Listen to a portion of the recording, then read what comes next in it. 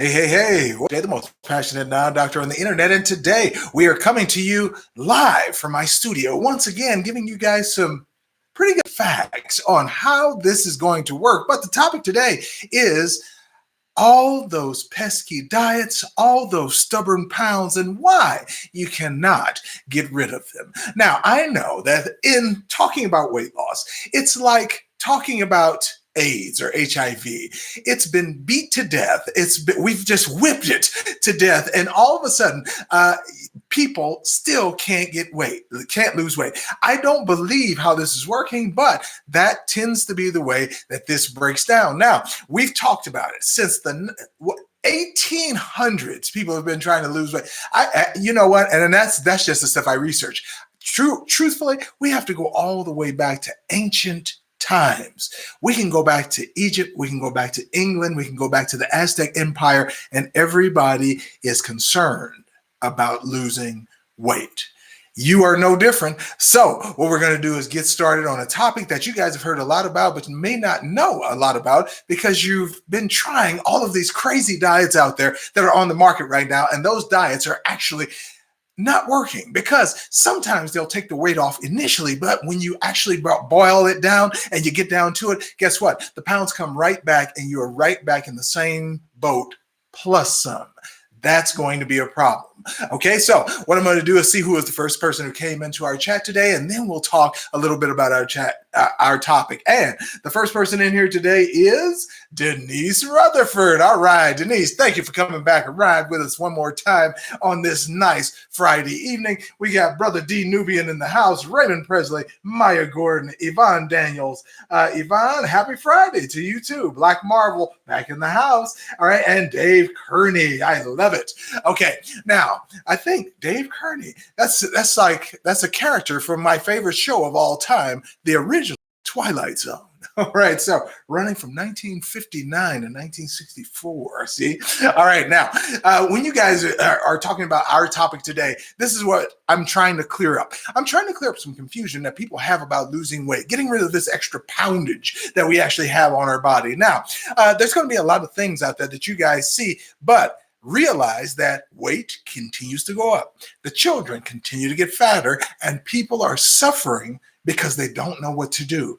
And because every time you turn on the television, you turn to channel 4 and they're telling you guys about the South Beach diet. And you turn to channel 5 and they're telling you about fasting. And you turn to channel 13 and they're telling you about carb cycling. And then you turn to channel 17 and they're telling you about the one food diet. You switch on Dr. Oz and they're talking about Fin and how dangerous and what to replace it with. Dr. Oz is a good guy. I like Dr. Oz. All right. But here's the thing. When all of that is said and done, people's weight is still going up. They're still getting fat. They're still getting diabetes. When all of that fails, you go to the last resort down here, which is wishing and hoping. You're just hoping that the Krispy Kreme diet works. You're hoping eating a bunch of bananas every single day, and that's all you have, you will lose weight. You're hoping and praying that the sweet potato diet works. You're just blown away, and you want the lemonade diet to work. But is it working? Are we fatter than ever? Have the ideal body weight standards changed just because Americans have gained so much weight and now we're spreading it overseas because there's KFCs and Taco Bells and McDonald's and Yogurtlands and stuff like that popping up all over foreign nations, and now they're becoming obese. They have all these diseases, and now they see that it might have been a mistake letting them in. Just maybe.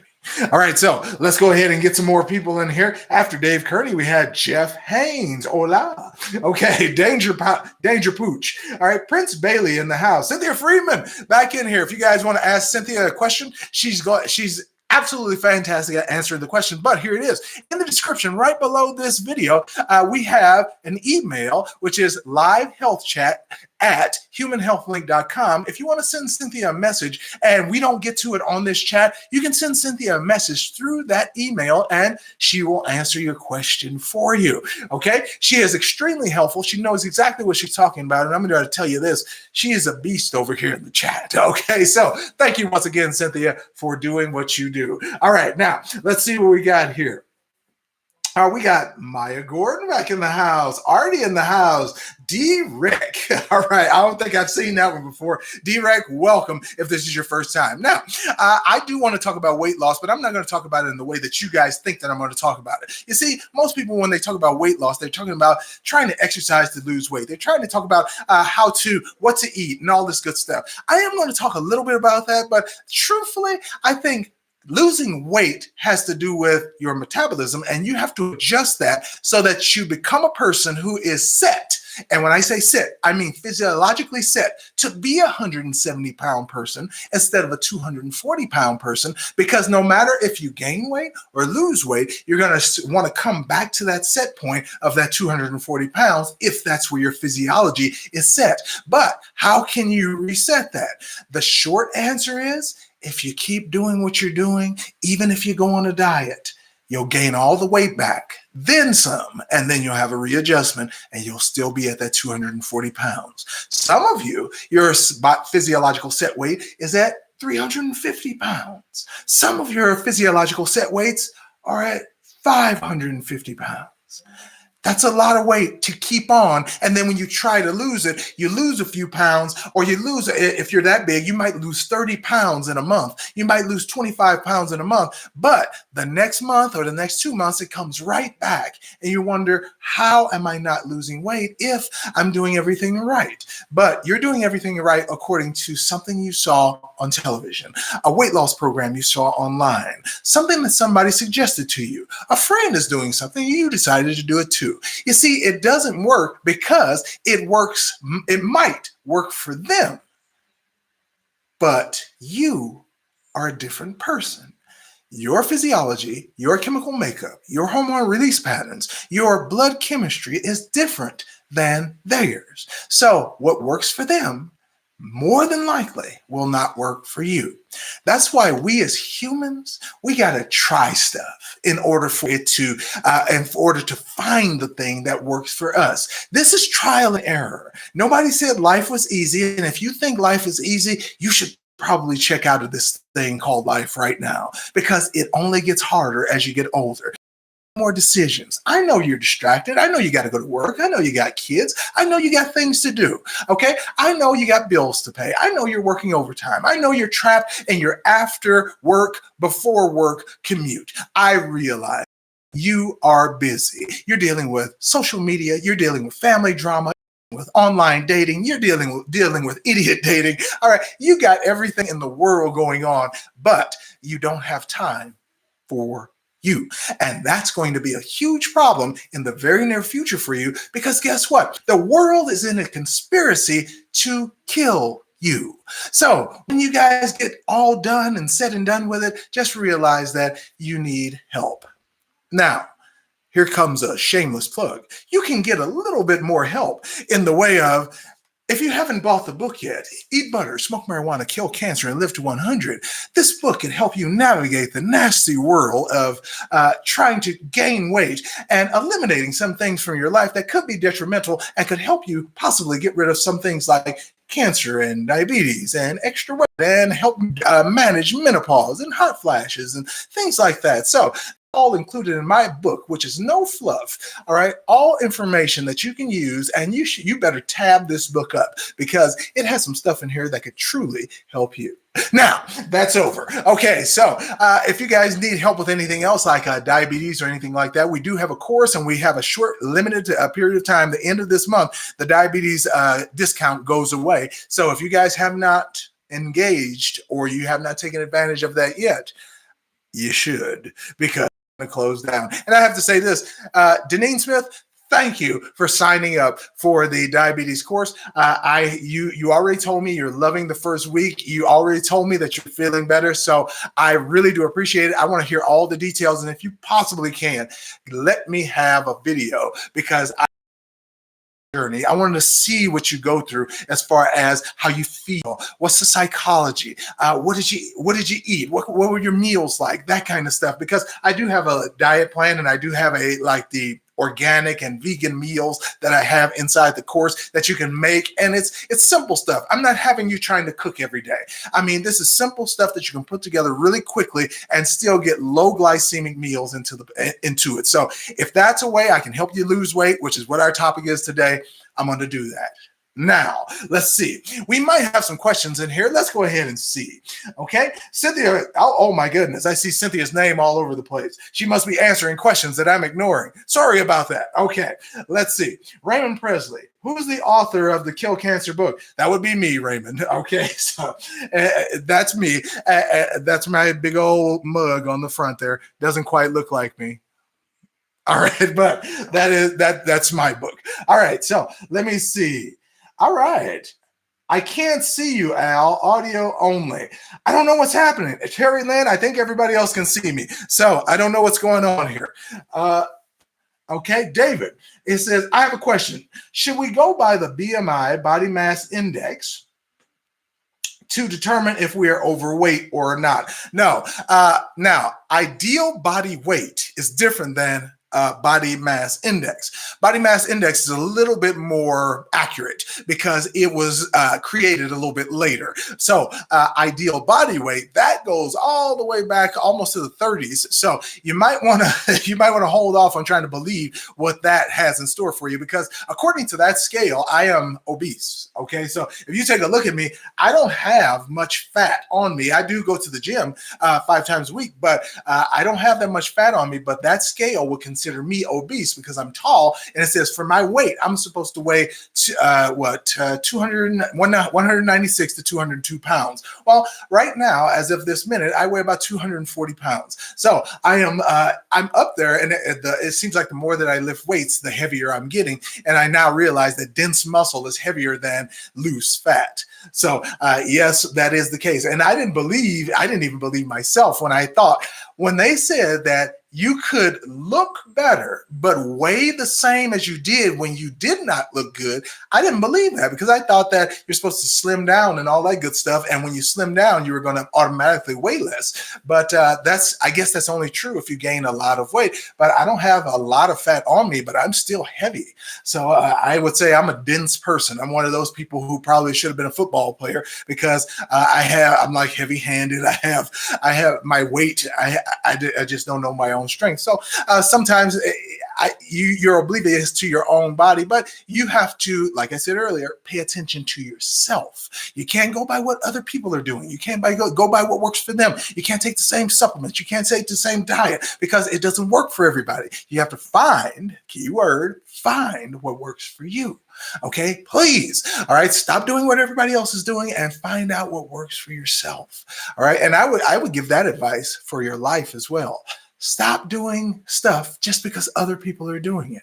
There's more ways than one to bring in money. There's more ways than one to lose weight. There's all kinds of things out there that work. You just have to find the one that works for you. Okay, so let's go ahead. Do we have any more questions? All right. Oh, there we go. Down to the bottom. Cynthia Freeman says the resolution is blurry. Okay, wait a minute. Let me see. Let me see if this, I got to see if this helps.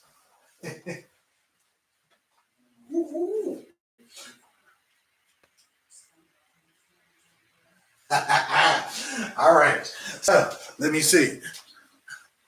I got to see. Did that?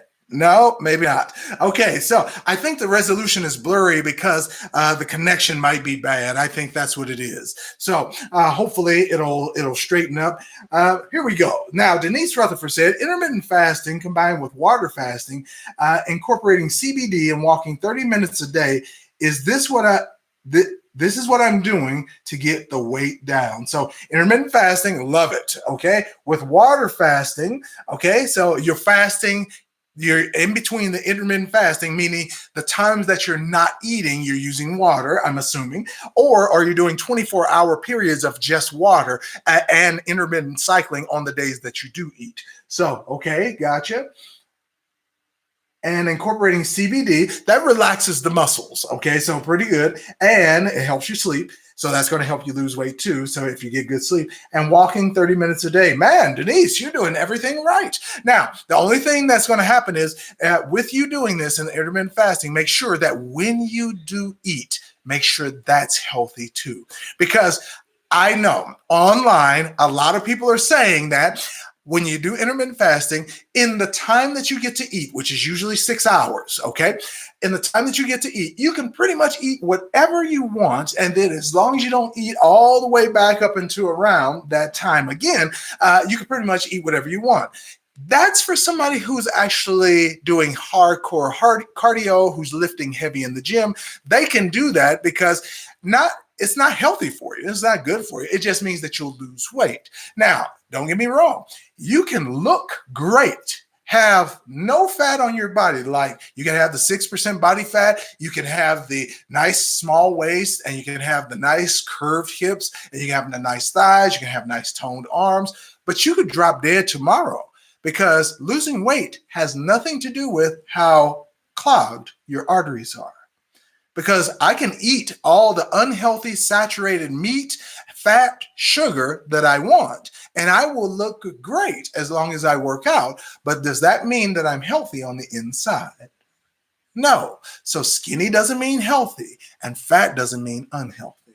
Don't look at somebody and think you can judge their level of health, because there are people who are overweight who live to be 100. There are skinny people who live to be 100. There's people in between who live to be 100, and they're healthy at the ends of their lives. So what is that telling you? Anybody can make it to 100 as long as they're healthy internally. Nobody cares what you look like on the outside. Now, here's the problem today.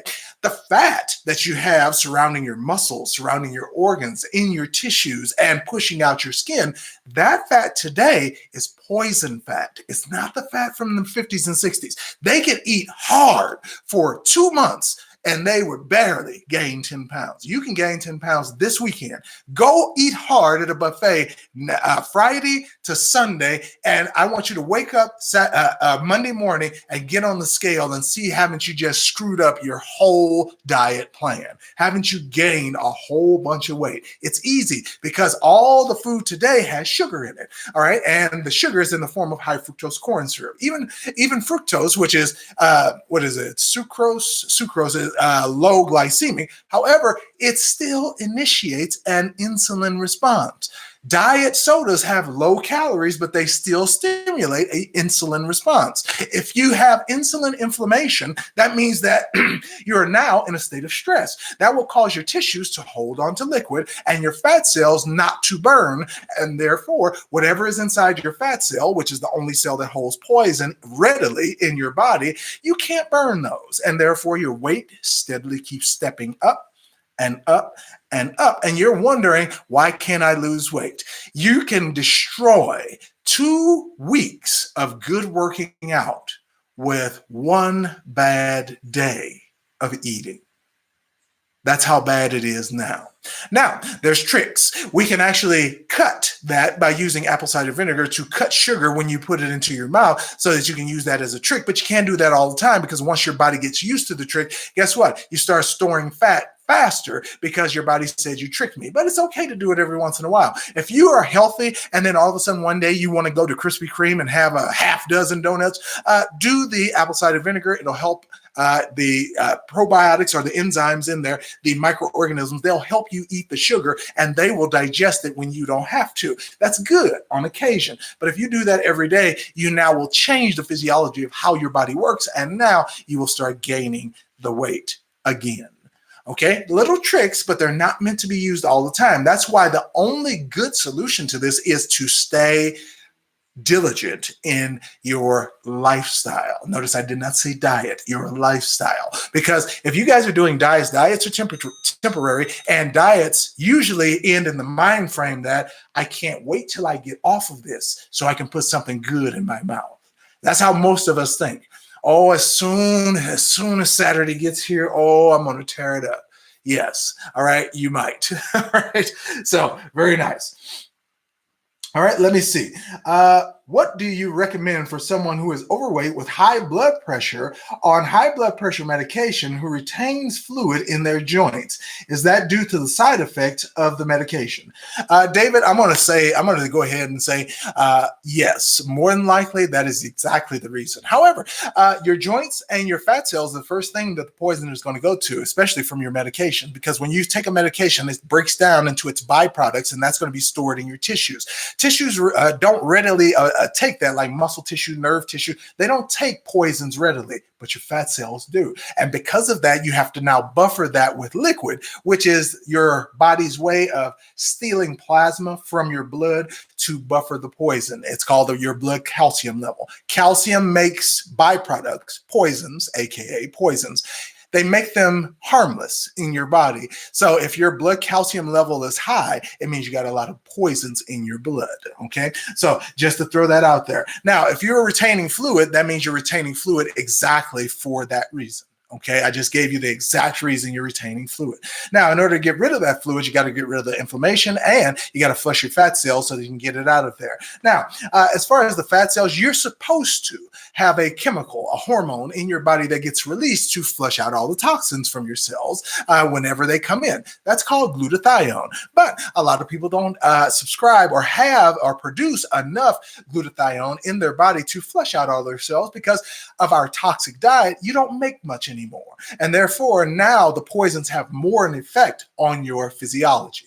So now, in order to counteract that, you'll have to take glutathione for a short period of time, and then you wean yourself off. Now, as far as the medications, I can't take you off medications. Your doctor has to do that. However, when you make the decision, remember, you run this, not your doctor. When you make the decision to that you want to get better and you want to stop the medication, do not stop. And this is only under the permission of your doctor. Do not stop cold turkey.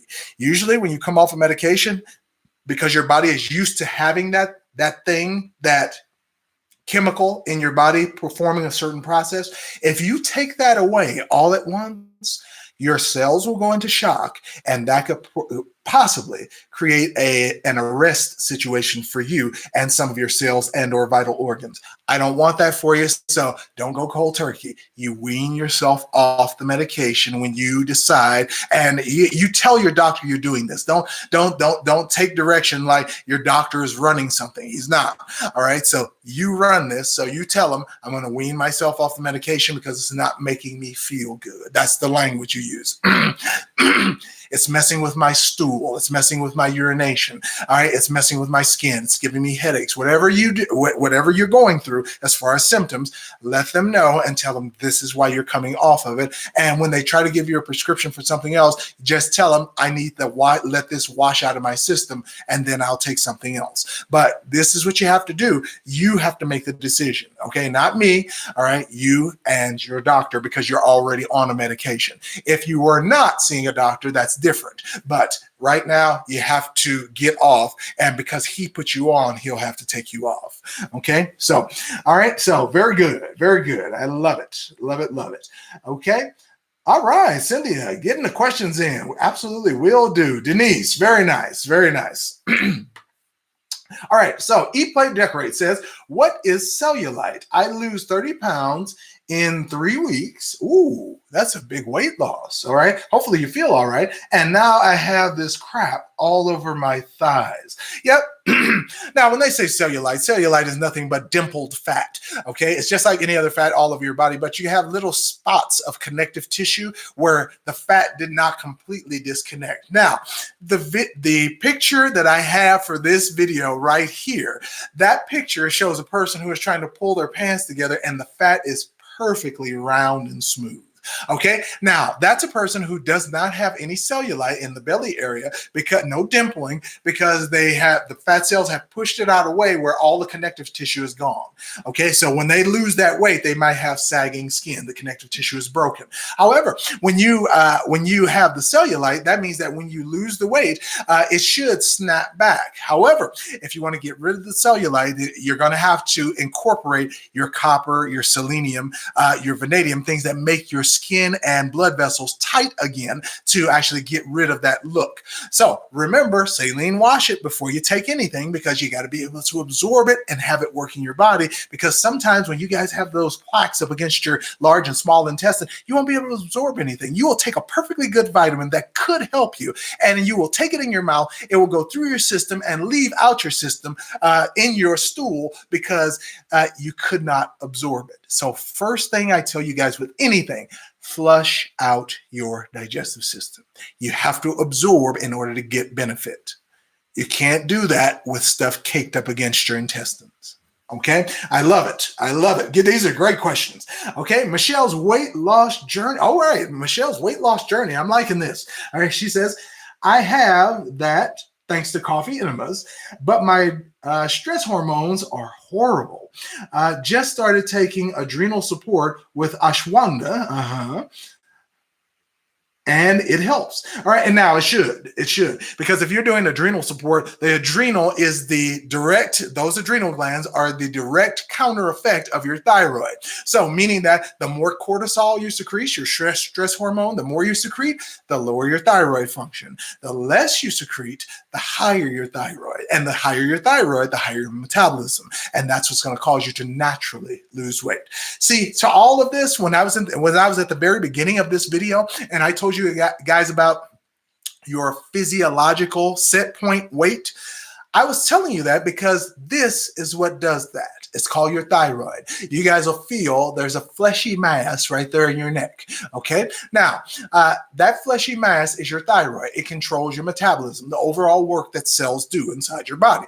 Well, if you guys can get this thing, the front of your thyroid, to work harder than the back of your thyroid, which are parathyroid glands, then that means you guys are going to lose weight. Okay. You have to. It's chemically impossible not to. However, if the back thyroid glands, parathyroids, are working harder than the front, your metabolism tanks. And now, if you just sniff a raisin, you gain 20 pounds. But if your thyroid function in the front is way up, guess what? You can eat whatever you want and you won't gain a pound. Now, how do you manipulate that? Well, let me tell you this. You usually can't do it with a specialized, gimmicky television, as seen on TV, gimmick diet that you see up here. So South Beach, that works if you're going to stay on it for the rest of your life. Carb cycling, that works if you're going to stay on it for the rest of your life. Lemonade diet, that works if you're going to drink lemonade as your only meal for the rest of your life. The one food diet, that's a good one, because what they tell you to do is eat one food, like sweet potatoes. That's all you eat all day for all your meals, sweet potato. Some people say bananas, one meal, one thing. Bananas all day for every meal, every day, until you get down to your desired weight. Rice every day. All right. So that stuff, now, can it work? Yes. But are you going to eat sweet potatoes for the rest of your life? Are you going to eat bananas for the rest of your life? Are you going to do rice every day for the rest of your life? Be quite boring, wouldn't it? So when you guys look at this, you have to realize that you have to do what's going to be realistic in your life.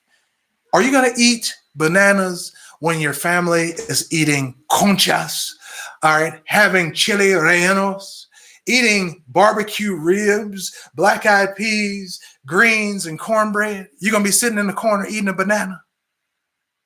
I didn't think so. All right. So we have to be realistic about this. You have to actually be real with yourself and say, what's going to work for me? Now, don't get me wrong. I eat some of everything. Today, it's Friday, so it's cheat day. So I had a brownie today, okay? I had 2 small cookies today. Now, that's the sugar, and I'm done with it. Okay, so that's my sugar for today, Friday. Tomorrow, I'm going to saline wash. Tomorrow, I'm going to coffee enema. Tomorrow, I'm going to juice heavily. And tomorrow, I'm going to get some marine collagen peptides into my system to help my joints out. Because I have to realize, and I'm going to tell you guys the truth, even though it hurts me to say this, it really does. I mean, I'm contemplating if I should tell you. But here it is, okay? I'm not young anymore. Okay. I said it. All right. So now I'm 43 years old. I still feel great. I feel like I'm in my 20s. I mean, seriously, my activity level is still way up there. I still go to the gym 5 times a week. But I noticed that unlike when I was like late 20s, early 30s, in my 40s, when I lift, I still lift the same. I lift more than I ever lifted before. But like last week, the right shoulder joint hurt a little bit.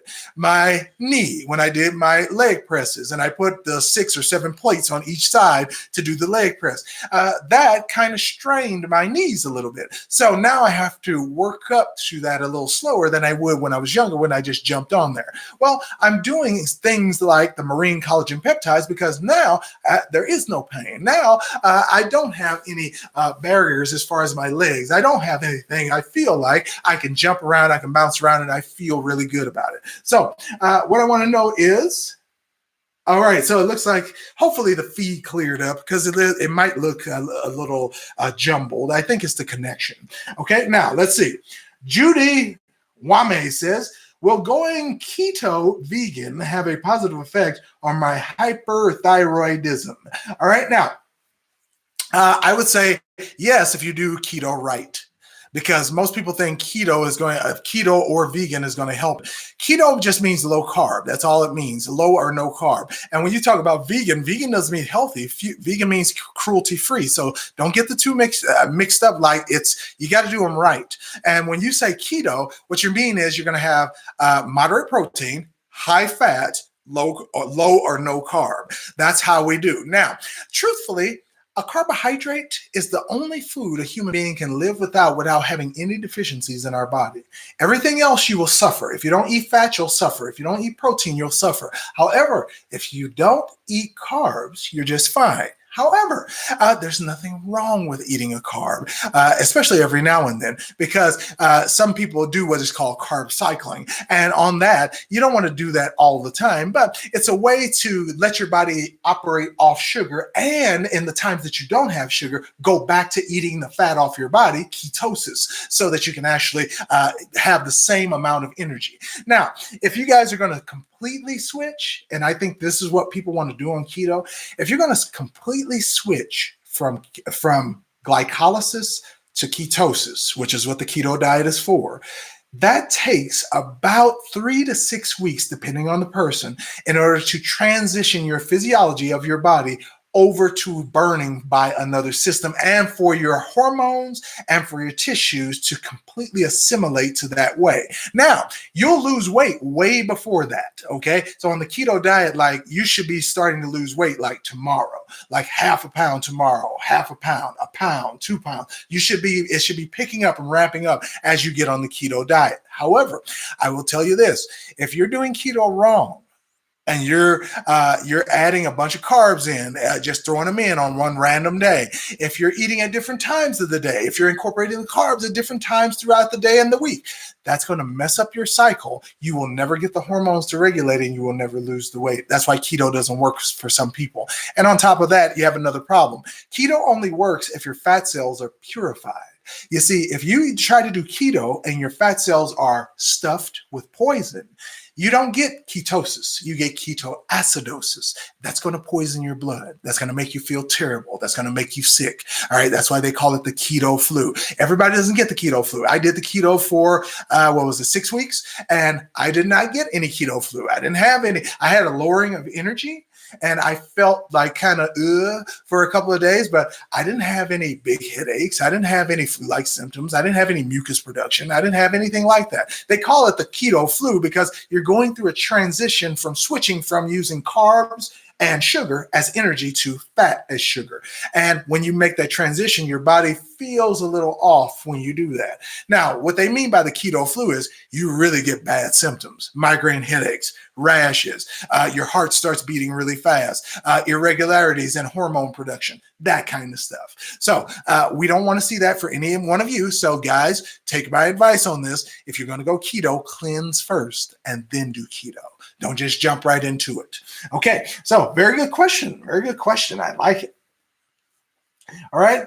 Direct 28 says, I heard you say that you're going to do a saline flush and a coffee enema tomorrow. Is that healthy to do both, or did you mean you would do one or the other? I'm doing both. Okay. The saline wash is when you actually take a salt solution and it flushes out your entire colon. That's so that I have nothing pushing against the coffee, because the coffee goes the other way up the anus. So when I put the coffee up there, I have nothing pushing on my rectum, so the coffee doesn't want to get pushed out when I'm holding it for the 12 minutes that's required for the coffee enema. So I'm going to do both. And don't worry about me. It's safe to do both. I've been doing this for like 4.5 years now. I have done one. Shoot, I can't tell you how much coffee has been up there. All right. I could open my own Starbucks back there.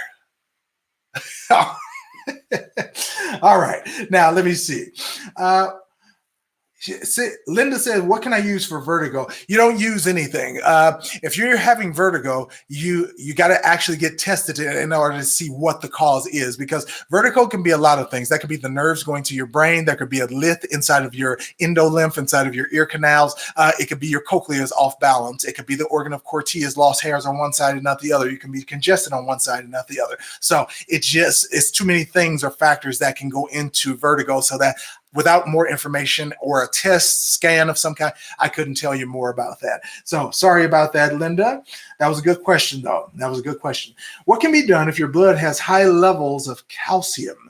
Okay, you clean it. Okay, high levels of calcium means that your blood is poisoned, meaning you're putting too many things that don't agree with your physiology into your body. Calcium is only high in your blood because you're chipping it off your skeleton in order to buffer a poison that you intook. Now, when I say poison, people think I'm talking about cyanide, rat poison, liquid Drano, Clorox, bleach. No, I'm not talking about anything that would be considered a real poison. I'm talking about Coca-Cola. I'm talking about Pepsi. I'm talking about Cane's chicken. I'm talking about Church's chicken. I'm talking about Kentucky Fried Chicken. I'm talking about the hamburgers from McDonald's. I'm talking about everything that you eat, the Red Hot Cheetos, the Funyuns, the Chico sticks. All that stuff is chemicals made to taste like food.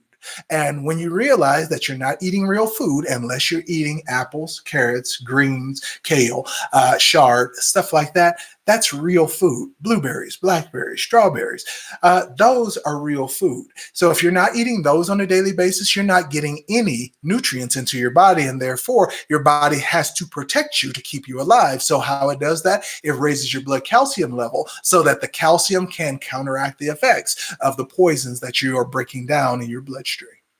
Okay, so very good, very good. It says, David Polton says, I'm confused where people get the idea how injecting a harmful disease vaccine with dead viruses, however, it's impossible to contract the infection that way, but sources say otherwise. I'm kind of confused on the question. I don't get it. Wait a minute, let me read it again. I'm confused where people get the idea how injecting a harmful disease, however, it's impossible to contract the infection that way, but sources say otherwise. Now, that's wrong, because certain diseases you can give us a minute amount and it helps build an immunity, it does, but you could do that on your own. However, when it says build an immunity, as far as vaccines are concerned, what they're talking about is they can give you the minute amount of something that won't be terminal, won't kill you. However, there's no such thing as an HIV vaccine, because if I give you even the tiniest amount of HIV, you're going to have HIV, meaning that the vaccine that you put in your body for this particular cause, that vaccine that you put in your body is not, in fact, there to kill anything. It's not there to really help anything. It's simply there so that you get or build a response, so that if you are attacked by the full-fledged virus, you can mount a response faster, and then boom, you're supposed to be able to kill it sooner if it enters your body. You see, most people are acting like the needle, the injection itself of the vaccine, is something that floats around in your blood and kills invaders. No such thing. It initiates a response from your white blood cells, your own cells in your body. And then your cells are supposed to see it, be affected by it, mount a response and recognize it, and then kill it. And now you supposedly have these antibodies floating around in your body, and now they're going to protect you into the future. The only problem with that is if you're taking a vaccine, but you're still eating the standard American diet of hamburgers and steak and tacos and French fries, you know, those things, they're tearing down your immune system to the point where your response is way slower than a healthy person who never had a vaccine. So, and nowadays, if you have never had a needle in your skin, you are going to have the same speed of response in responding to the invader than somebody who had a vaccine. If you have a healthy immune system, it works that well. All right. Notice that in both the scenarios, vaccinated or unvaccinated, you still have your body doing the work. Right? Right. But on the news, they're making it seem like, oh, we need a super vaccine. There's a documentary on Netflix right now talking about how they're trying to create a super vaccine because they're expecting some kind of huge outbreak that's going to take on and go around the world. Well, let me ask you this.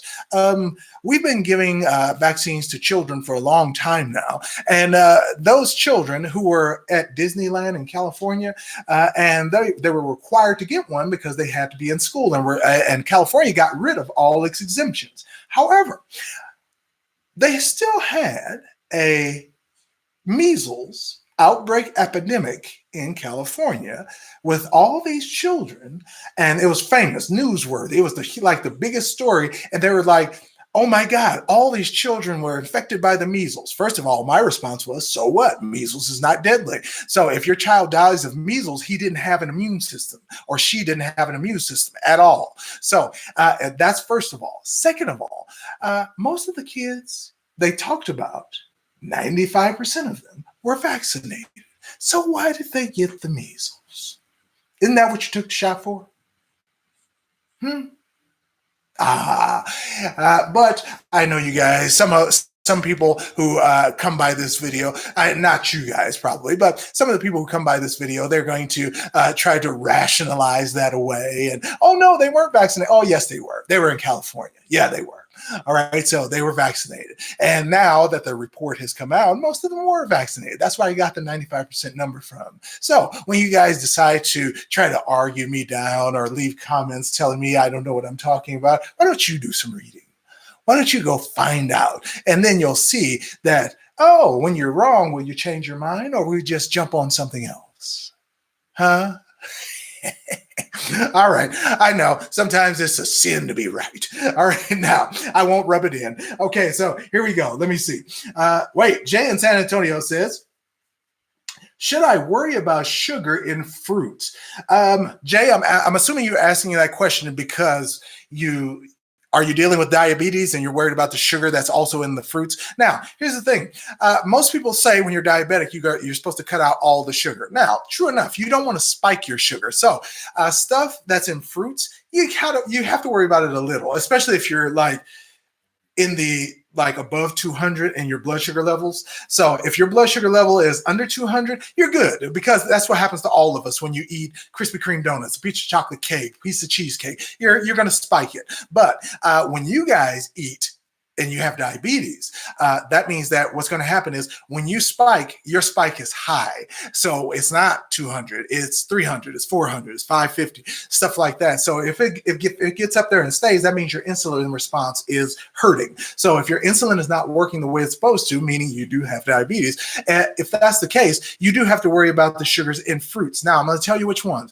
Worry about carrots, pineapples, apples, oranges, and pretty much every That's the thing that tastes sweet. However, berries are low glycemic. They do not spike your sugar, and therefore you can have those as healthy sugar. Because remember, your cell runs on something called a mitochondria, the battery of your cell. It still needs its energy source, ATP, in order to run your cell. So therefore, you cannot just go without sugar, because in some way or shape or form, your body will convert either fat or sugar to ATP. If you don't have enough fat, it'll turn it. But you don't need the sugar if you don't have to. But sugar and fruits, you can stay away from because it will spike you if you're diabetic. However, if you're berries, strawberries, blueberries, blackberries, raspberries, all low glycemic fruits. So if you want to add some sweetness to something without spiking, do that one. Okay, I learned this from experience. All right, so that's what I do right now. I got my frozen berries in the freezer right now from Costco, my organic frozen berries. All right, so very nice. All right. Wait, Marilyn says, I'm not taking the flu shot anymore. All right. Yes. Now, I didn't know this, but after I did my research, I found out that the flu shot was one of the more, what do they call it, infamous of the shots, because it's not. And it says it on the package insert. It's not supposed to be given to pregnant women, but I see pregnant women doing it all the time. I know they don't want the baby to have the flu, but the only way the baby's immune system grows is when mom gets sick. So if mom gets an infection, her antibodies kick in, and mom's antibodies, because baby does not have a functioning lymphatic system, a functioning thymus gland that would actually spur the production of white blood cells. So therefore, mom's system will actually kick in the baby's blood and start protecting the baby. That's why your baby stays alive even when you're sick. Because if that were not the case, guess what? Baby would die every time you got sick. So that's not the case. Human beings have been thriving, and moms get sick all the time, pregnant moms. So why isn't the baby dying or being born stillborn? It's because your immune system protects your child. Okay, so we got to remember all of that. Good stuff. All right, so wait a minute. Judy says, should I go on a fast before going keto? Which one would you suggest? Now, if you're going to fast, I would say do that responsibly. If you have never done a fast before, get somebody to supervise you when you do it, okay? Because fasting can be a little difficult, and this is what I mean. If you are, and it's not complicated. It's just that you don't want to injure yourself if this is the case. If you are addicted to any drugs, if you are underweight, if you are anorexic, if there's anything mentally unstable going on in the brain, if that is the case in any one of those, you don't fast, because it will throw off your chemistry to the point where any one of those conditions will become worse and or fatal, right? But if you are a perfectly good and you are a 6'4", 240-pound guy like I am, fasting is not going to hurt me. I can lose plenty of fat and still have lots to eat. I could probably go on a 30-day fast, okay? Not going to kill me, all right? All I have to do is drink water, and I'll be fine. However, if you, same thing for a woman. If you're a woman, you're 5'5", and you're 180 pounds. Well, that's a little heavy for your particular height. So therefore, and if it looks good, don't lose it. Okay. If you got the curves, don't lose it. But if you want to lose some weight and you're 5'5" and you're 180, guess what? You guys, all you have to do is, what was it? I lost the train of thought. Where is it? Where is it? Where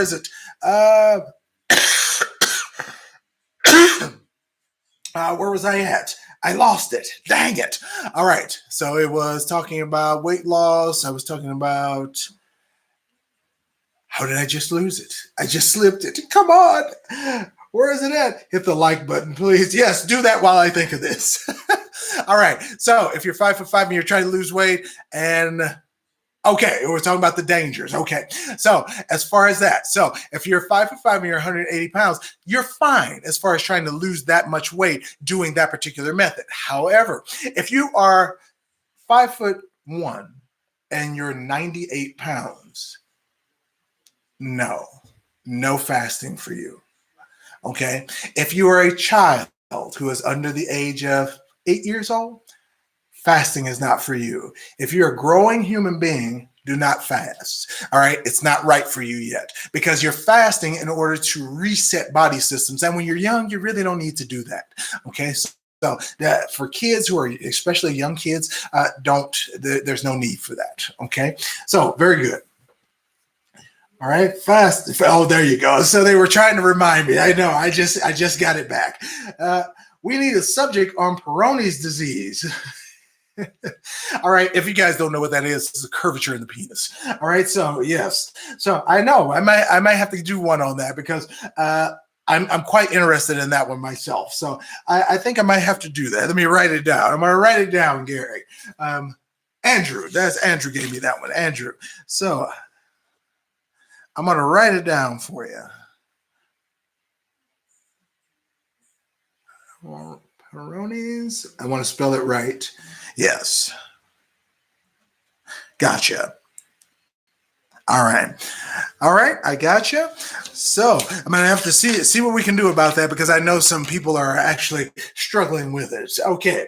Now, all right. So C. Corbin said you were talking about fasting. I know. I was trying to get it. So Sanai says, what about fasting for a child who has been vaccinated or injured? No, I actually have a blog post. If you go to my vaccination video, underneath I have a link to a blog post that I actually posted, and it shows you how to get a vaccine out of your system.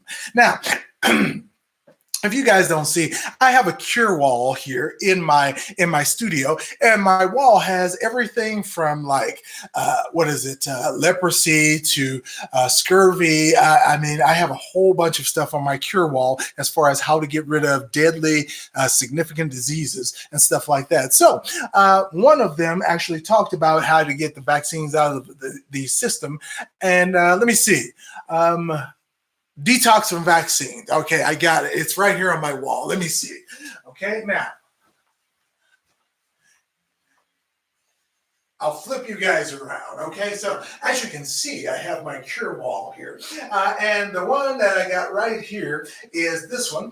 And if you can't see it, maybe you can, but this is my detox from vaccines. Okay, so let's flip you back around. All right.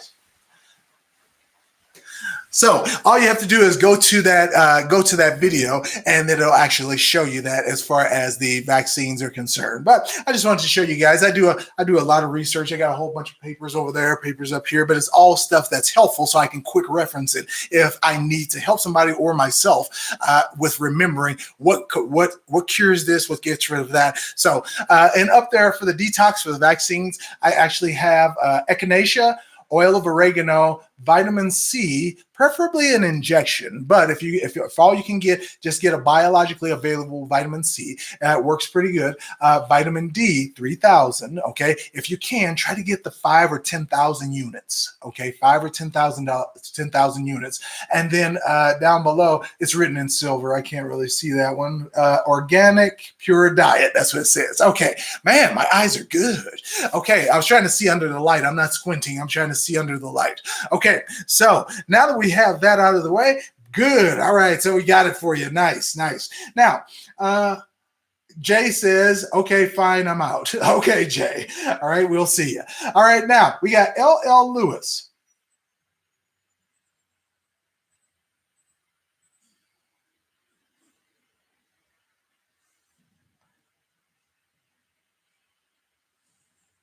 All right.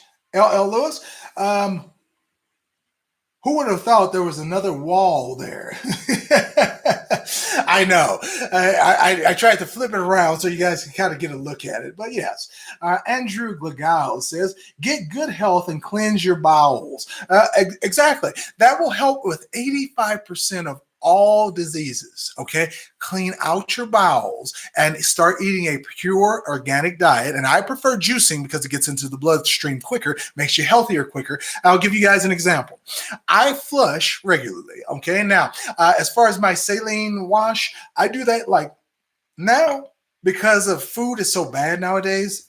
I used to do it once every 3 months. Now I do it every month because I think that in order to keep myself healthy, in order to keep the levels of energy I want to keep, I have to keep cleansing because I want my liver to be fresh. That's why I do them a little bit more often now. So when I flush out my colon, I can absorb everything that I take, the juice, the supplements, the vitamins, the nutrients, the minerals, all that stuff goes into my system a little bit more easily. And I think that's why I have a hard time gaining weight, is because once your body has everything it needs, there's not much cause to store body fat on you. However, we are still Paleolithic beings, meaning that you are designed for periods of fasting and eating.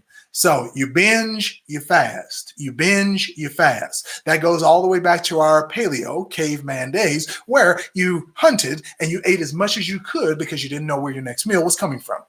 Granted, that's the way we're all built. But we seem to have overlooked that, because if you eat 3 meals a day every day, and some of us are eating 5, 6, 7 meals a day, because that includes snacks. Now, since you're eating all day, your insulin is spiked all day, and therefore it's not a great thing for you. So that's why I'm such a big proponent for fasting and water fasting, because, and very, very much a big proponent of juice fasting, because you get all the nutrients with none of the carbohydrates, none of the extras, but you still get all the nutrients. You see, water fasting is good because it gives you a chance to reset. Nothing is interfering. So I like both, but juice fasting, that's my jam, because I feel like I'm getting the nutrients. I feel like I'm never lacking in energy, and it works for me. It works for me. That's the thing. It might not work for you like it does for me, but for most of you, it will. Okay, so it will. Now, let me see. Aria Isaac said, do you have anything for keratoconus, okay. Keratoconus. I really don't want a corneal replacement. Oh, I see. So what do you have on your cornea? Let's see. So, and let me look it up.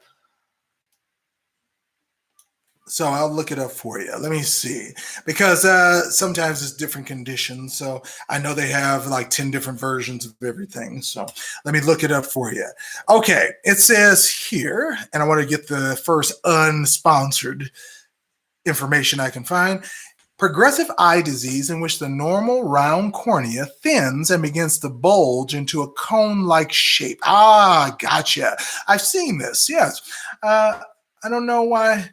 I've never heard it called that, but now I know. Okay, so that's what this is all about, learning. I love it. Okay, this cone shape deflects the light as it enters the eye on the way to the light-sensitive retina, causing distorted vision. Ah, I see.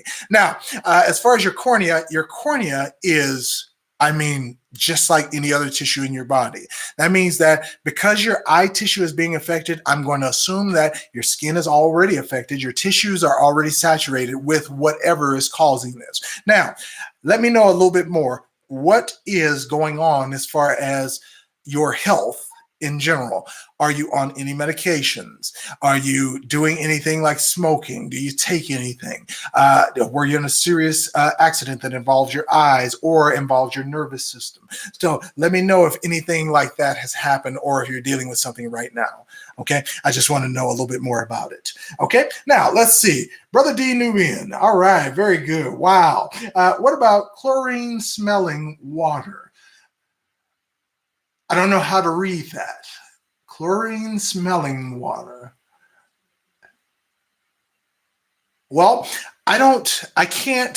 chlorine is a chemical. I don't like it in any way, shape, or form inside your body. It's a disinfectant for outside of your body and in water, but inside your body, not the best. Now, if you're using concentrated chlorine therapy in order to like get rid of a tumor in muscle tissue, that works. All right. But I don't think you're talking about it in that respect. So I think you're talking about a certain kind of water. So I don't know. You have to give me more information on that one. All right. All right. All right. So, Cynthia, thank you. She told who was that, Raymond? No, R. Brown, about the coffee enema. Yes, I do have a video on that. Raymond Presley, how do you feel about 1 meal a day? I like it as long as that meal is organic, because that would go along with intermittent fasting, meaning you're going to have one meal in one section of the day. You're going to not eat until you get back to that one meal, and then you'll have that meal again, whatever it is. Now, I agree with that. You don't this stuff about eating 3 times a day, that is just made up. That is extrapolated. That there's nothing anywhere that said we are supposed to have 3 meals a day. That came from the food pyramid that was put out in the 60s, when they actually put that out and said Americans should be eating 3 square meals a day. No such thing has ever been proven to be true. There's no science behind that. We are all different. And even if the science did say that, that was for the group of people that they tested. All of us are different now. We have come so far from the uneducated, the domesticated humans that we are today. And the stuff that we need today, the stuff that we live on, thrive on, need for our individual needs, it's all different. So none of that stuff applies to it. You try it, you see if it works for you, and if it does, you keep doing it. If it doesn't, you stop doing it and you try something else. Okay, but give it time. This is the thing. Give it time. You see, people do it for 2 days and they're like, yep, I tried it. It didn't work. No, you can't try it that fast. That's just like saying, oh, wait, I'm going to take this person's pulse. They're dead. All right. You didn't have a chance to feel anything. All right. So when you do something, commit to at least 30 days, 4 weeks, 30 days if you're going to do something to see if it works for you. Okay. That's why I'm so glad that in diabetes, like especially in my diabetes course, in 10 days, you should see a noticeable improvement. By the end of 30 days, it should be either gone or about 80%, 90% of the way gone. By the time we hit day 60, you should not have a trace of diabetes. Now, here's the thing. Cynthia, I have to admire the way that she did it, because she was battling, I think, weight loss and she was doing diabetes both at the same time, and it took her a long time. So I might actually have to ask Cynthia about that. What are the details? Why does she take so long in order to get rid of her diabetes when I've seen it work so fast? But here's the thing. She might be different in physiology than anybody else. She might have had something in her family that hindered her from getting back to healthy faster than someone else would have. So it just depends. So I'm going to have to ask her about that, because I'm interested, extremely interested. All right. All right. So Aria says, no prescription medications except an inhaler. I am obese, have asthma, severe allergies, eczema, and hyperpigmentation. I'm currently vegetarian. Okay. Now, when people say they're vegetarian, I want you at least got to have some kind of, that's not true. But there's a certain type of protein you can only get from meat. So I wouldn't cut out meat completely. I know people are vegetarian, but when people go vegetarian, they usually are getting off fried chicken. They're usually getting off the meatloaf with all the gravy on it and stuff like that. But if you're a vegetarian and you are just eating fresh caught wild salmon, stuff like that, fresh Atlantic cod, if you were eating free-range chicken, free-range beef, stuff like that, every once in a while, not as part of an everyday regimen, just every once in a while, you could get the same result from just a little hint of meat that is healthy, rather than trying to cut out meat completely and go get it from somewhere else. Because truthfully, it takes too many of the other things like beans, oatmeals, quinoa. It takes too long to get the amount of protein you need in order to build DNA in your cells, amino acids in your cells to make that work. So I'm just trying to get all the angles on this so you get a complete answer from it. Okay, so let me see. All right, Suzanne. All right, Anastasia. All right, so try eating fruits that are not overly ripe. They have less sugar and they're great to crunch on. Less sugar, more fruit to eat, and more fiber. All right, that's a good point. That's more fiber too. So yes, I love that. Love that. All right, Andrew, me too. All right, Andrew said, after a cleanse, I have a green smoothie. Yes, I know it's the best, ain't it, Andrew? I'm telling you, you guys got to get on that juice and stuff, because you don't realize how great you feel, how much energy you have without drinking coffee, without an energy drink. Some of my students are drinking, bang, energy drink. Nope, no need for that. I come in with more energy than all of them, and they're drinking the energy drinks, and I still have more energy. Why? Because I got a healthy liver. I don't need Bang. All right. So nice. All right.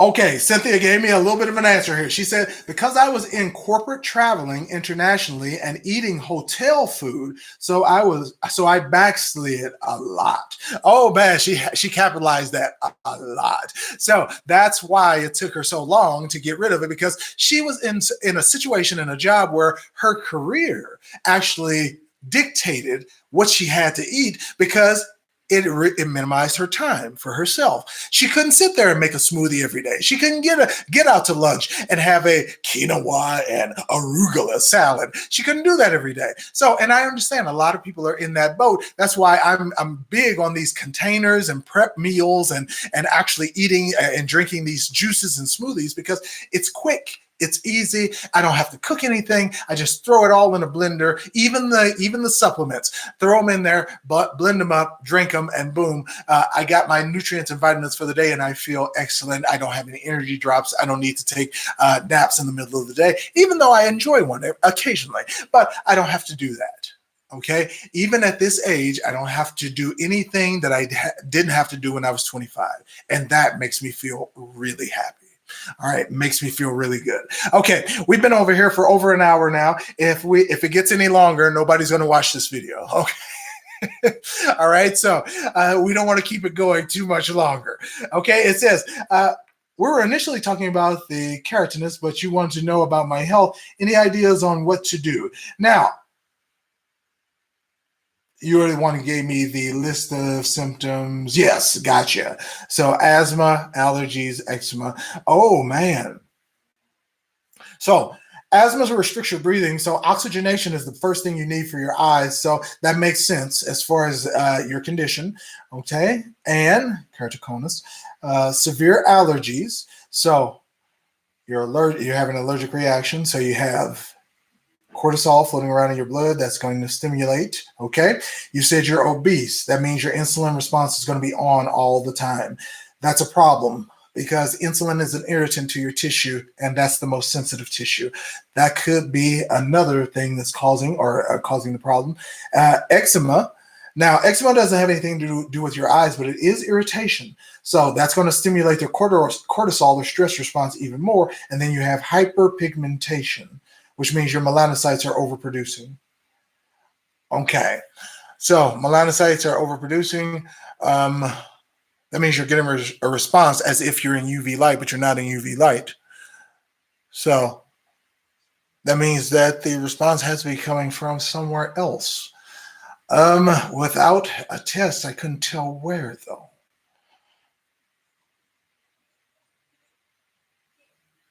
Okay, so she said no prescription meds, but an inhaler.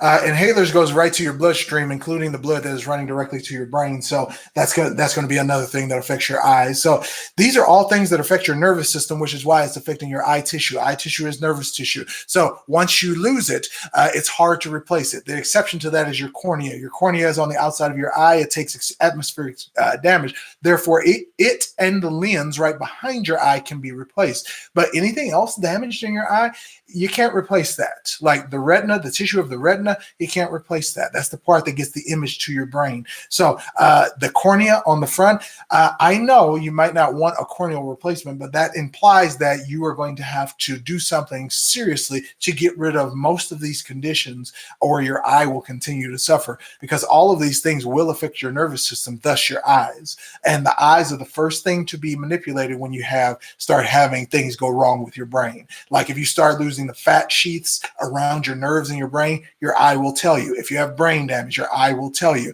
If you have a retinitis pigmentosa, you'll start going blind. If you start having blindness from diabetes, you'll start going blind. So diabetic proteinuria, that's going to cause problems with your eyes. So this is going to be a monumental task in order to get over, but you're going to have to put together a plan, write it down, and follow the hell out of it, because if not, this will not reverse itself. It can, because remember, your cornea itself is not nervous tissue. Your eye is, but your cornea and your lens are not. So those can be replaced. They can be cut out and replaced. However, you're going to have to do that and do that.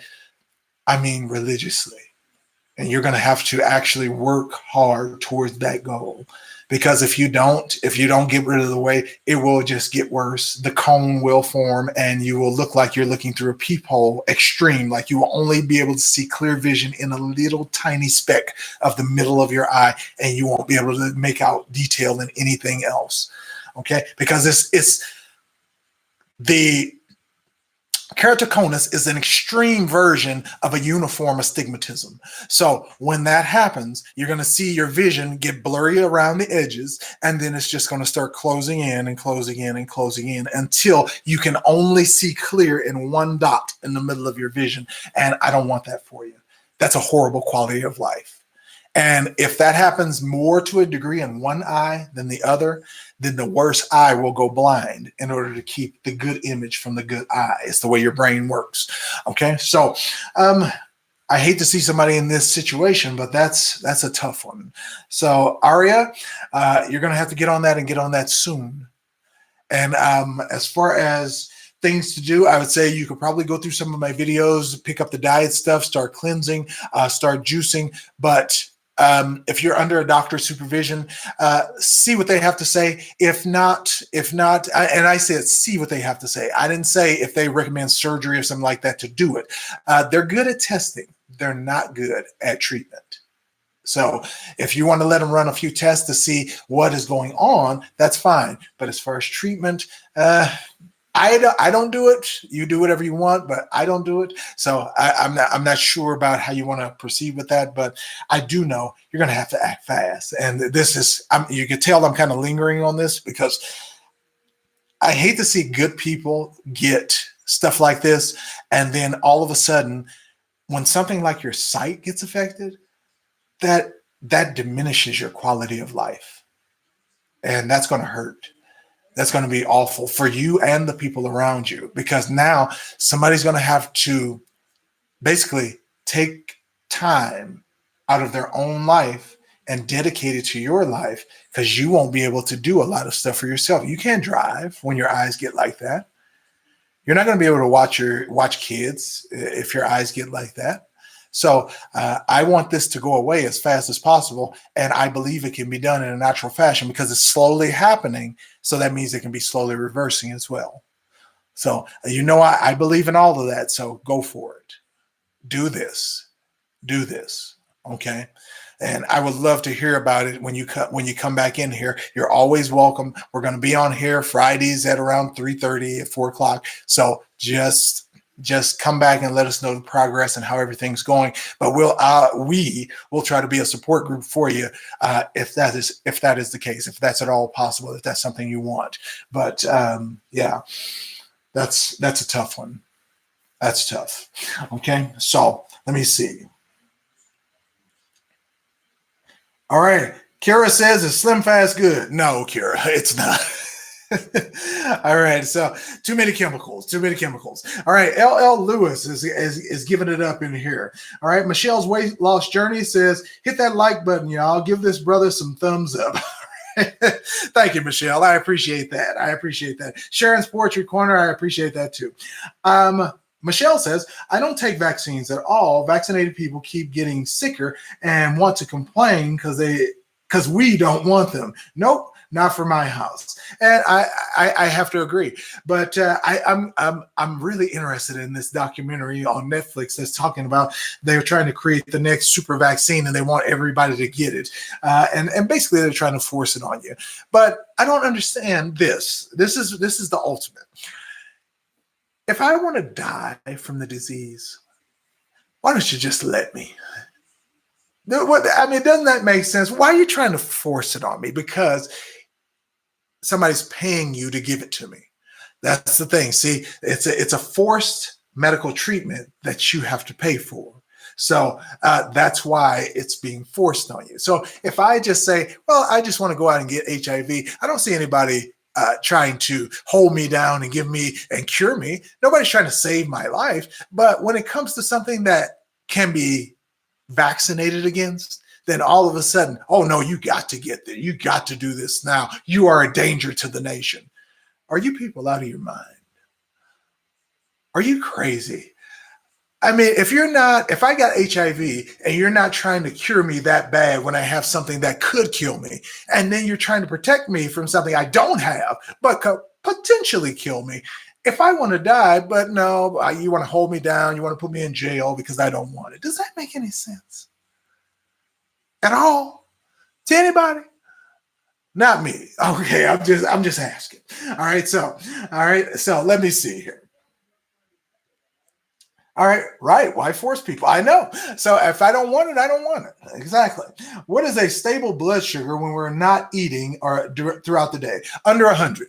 So if I'm not eating anything, your blood sugar is going to range anywhere from about 50 because you're going to kick blood into your sugar. So it'll start ramping up between 50 and 80. And then when you eat something, it'll spike above 100 and you'll go close to 200 depending on what you eat. If you eat low glycemic fruits, you will probably barely break 100 or not even.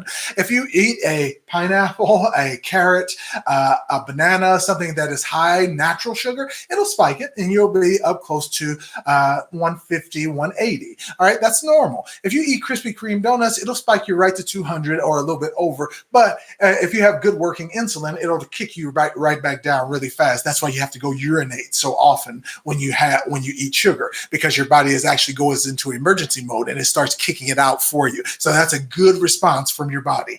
Okay. Now, Andrew said, what is the right blood sugar for pre-workouts? Now, are you talking about a pre-workout drink or a pre-workout itself? Because pre-workout itself, that's just going to be regular, whatever your blood sugar is. Okay. Without having eaten anything, it's going to range from about 50 to 100. Okay, it'll range. But if you're talking about a pre-workout drink, I would say something that's low glycemic if it's a drink. So protein powder, plant protein powder, that's not going to spike at all. I do it every morning, plant protein before my workouts. So that's what I use. However, if you're taking something else that's high in sugar, high in fructose, something like that, it'll spike you right before your workout. And sometimes you crash during your workout because you spiked your blood and your insulin starts kicking in really hard and it takes your energy level way down when you don't have any sugar in your blood. So that's just a quick answer for that particular question, Andrew. So good. All right. Now, it looks like, oh no, we have reached an hour and 15 minutes. Okay, we got to stop. Okay, now, I wanted to get on here because I wanted to tell you guys to stop believing in the fads, stop believing in this weight loss stuff. Every year we come on, there's a new diet out. There's a new pill that you can take. There's a new supplement that's supposed to help you lose weight. But Americans' weight keep still going upward. It's not working. So what I want you guys to do is do something that does work for you. See, I could say fasting is the best way, but that's for some people. I could say drinking water throughout the day in between meals is the best way, but that works for some people. I could say first thing you do when you get up in the morning is take protein and wait an hour and don't eat anything else. And that is a good way to lose weight. And that works for a lot of people, but maybe not you. So you have to try these things 1 month at a time and see which one takes the weight off for you. Now, here's what I want everybody to start on. Do a saline wash. I have a video right here on this channel that will help you get rid of your intestinal junk so that you can start absorbing nutrients. And the more nutrients you have, the less weight you need to carry because your blood calcium level will go down because you're now getting nutrients into your system and not poisons into your system. All right. So that's going to help you lose weight automatically, help start bringing down that physiological set point that we talked about at the beginning. So find out what works for you guys. I want you guys to have a fantastic Friday. I want to hear about some results. I want to hear about some people's weight loss. So before I go, I'm going to ask that question. How many of you have lost weight in the chat and tell me how much you lost? Okay. Now I'm going to tell you this. I've been working out and I've been going, I went three times this week, 5 times last week. And this week, I'm going to try to go 5 times just in a row because I'm feeling good. After I work out, I feel really good. I want to know how much weight you lost. And I want to just put it in the chat here. I want to know if you actually lost weight. But if you gain weight, tell the truth. I just told you I gained weight. I'm going to be honest with you. I didn't lose any weight. Okay. But I want to tell you that I gained it. And I want you to be honest with me. So somebody tell me how much weight you gained or lost and when was it? Okay. So let me see. Andrew says, 30 kilograms since 2016. So that means I'm not going to count this year. So 3 years, over 3 years, he's got 30 kilograms. So I like it. All right. So LL Lewis, do you have to stay on the toilet doing the saline wash? Yes. Within a half an hour of drinking it, it's going to start coming down. When it does, it's going to take everything out of there. And you don't please, LL, please, do not go to the store. Don't go out in public. You will be a nuisance. Okay. All right. So Trina said, getting started, need to do the saline wash. That's going to automatically take weight off if you've never done one before. The first time I did a saline wash, I lost like 8 pounds because there was so much junk that came out the first time I did it. So you're in for a treat if that is the case. However, when you guys start doing it, I want you to see it. See, that's internal. You're not going to see that weight loss. But when you actually want to see it and you start slimming down, that's what I want you guys to see. I want you to see it so you'll continue, and see more so you continue, because when you see results, that's when you start going after it because you realize it's real. Okay, very nice. Anybody else? Tell me, how much you lost? I lost 65 pounds. James, over what time period? I'm liking that. Okay, somebody else, give it to me. How much weight did you lose? Okay, now, Tisha Robinson says, I don't know how I gained, but I went from a size 12 back to, wait a minute, how I gained. I don't know how I gained, but I went from a size 12 back to original size 6 in 2017. So you lost weight. Okay, but you said you gained. I'm confused. Okay, so she says she went from a 12 back to a 6 in 2017. And I'm assuming you mean you gained it back since then? I'm not sure. Okay, Anthony C says, Andrew says, my body stabilized at 87 to 90 kilograms. Okay, Anthony C says 70 pounds lost changing my eating. All right, and that's good. And it's a little bit easier for a man to do that than a woman. I'm going to warn you guys, because women have way more fat zones than a man does. Okay, so that's the reason. All right, and we have more muscle tone, so it helps us lose weight faster. Okay, very nice. Let me see. James Granberry says since August 2019. Ooh, that's a lot. Okay, and Anthony C says I'm at 220. Okay, A Samp says great info as always. Have a great weekend, Mr. Jackson and Miss Friedman. All right, way to give it up for Cynthia as well. Raymond Presley said I had a friend that went from 284 to 164 in 1 year. That's 120 pounds. Walking 40 minutes a day. Okay, so I like that. Instead of walking, I want to do something more exciting. I want to get into rollerblading. Yeah, I want to get into that. Okay, now let me see. What is the saline wash? You got to look it up on my channel. So that's my way of bribing you to go watch another video. It shows you exactly how to do it, and it's right on this channel. So just click on my face right below this video. It'll take you to my channel and look for it. It says saline wash. I think it says how to, something like that. Saline wash how to. Okay, so Michelle's weight loss journey. Yes. Oh, she's talking to somebody. Good. My wife has done 30 leg raises last night. That's impressive. All right, your wife is working it out hard. I love this. Okay, Tisha Robinson says, I don't know exactly how much weight I had gained exactly, but I went back to my original size 6. All right, so your original size 6. Now, okay, gotcha. Okay, so what we're going to do is thank you guys for the information. All right, Darletta says, I have lost weight. I went from a size 20 to a size 14. Okay. Wait a minute. That says soining. What is soining? Okay. Thank you for educating me on so many things. Have a great weekend. I'm always listening and taking it in, researching as well. See that there is a young lady who's doing her own research, which is what I always advocate. So very good. So that is it for us today. Thank you guys for riding with me. You guys have a fantastic Friday. Go ahead and throw your name in the chat so I can shout you out, and then we are out of here. All right. So I want to say give a special thanks to the people who came in here here, and you guys make the chat live. Cynthia Freeman, I got to thank you first because you're jumping in on all these questions. You're answering the questions, and I really do appreciate it. Now, about this, we got Andrew. Thank you, Andrew, and thank you for being a force in here and making so many comments and so many good questions. Okay, we got Tisha Robinson. Tisha, thank you for being in here, the first one to jump on. LL Lewis, just killer. All right, Darletta in the house. We got Miss Shondell Thomas, H. Forrester in the house. Otis Fagan, I remember you. This is, I haven't heard that one before, so thank you for coming by. Who we got? Angela, fantastic. Haven't heard that one either. Welcome, Angela. W.S. Warding Walton, LL Lewis, we got you again. Denise Rutherford. Denise, all right, very good. Miss Rutherford, very good. Aria, thank you for asking your question and being so frank on such a public forum. Aria, I really do support you and what you're trying to do, and please let us know and come in here next Friday if you want. I really want you to get started. I want you to write the stuff down, and I want you to get started right away. Okay, so who else we got in here? Okay, I got Trina Johnson. All right, Trina, welcome back. I love to see you in here. Mike Charles back in the house. Anthony C. Good to see you, and congratulations on the weight loss, brother. That is amazing stuff there. You and Andrew and Cynthia, man, she lost a lot of weight too. So very good. James Grandberry, the Nemesis Project.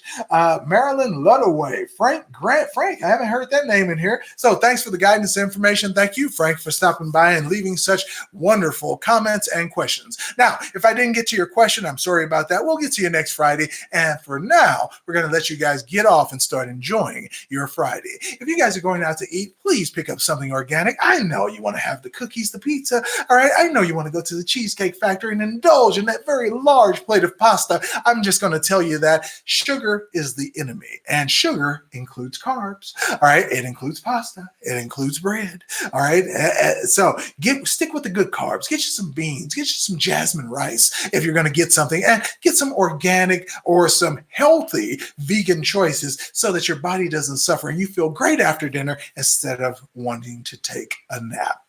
Okay, I am out of here. You guys have a fantastic Friday. And Yvonne, I saw you. I see you in there, Yvonne. So you guys have a great Friday, and that is it for today. Peace. Have a great weekend, and we'll see you next week. Same time. Same groovy channel. Later.